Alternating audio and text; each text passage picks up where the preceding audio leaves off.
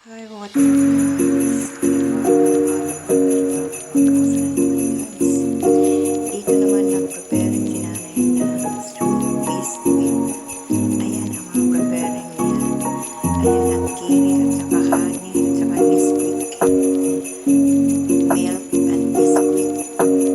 Ayan ang sweet biscuit chocolate guys. Ayan na guys. Paano ko ginawa guys?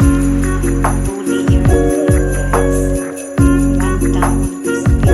Basahin natin milk at saka mag-blend tayo ng kiri at saka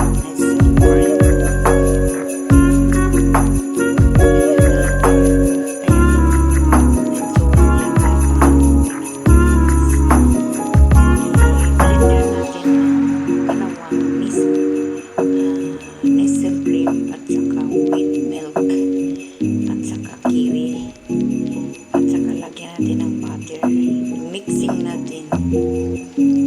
Ayan ang itaping natin sa flakes yan guys. Ayan, ilagay natin sa top. Ayan.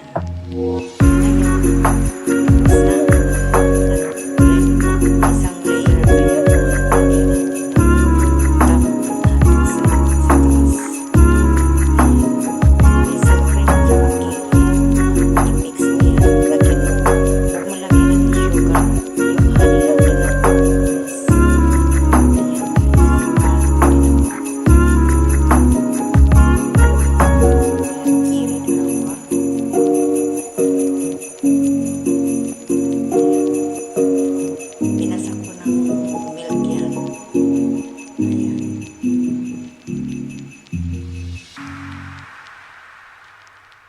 Binasak ko ng milk at saka 1 layer pa, tapos ikadalang 2 layer na yan.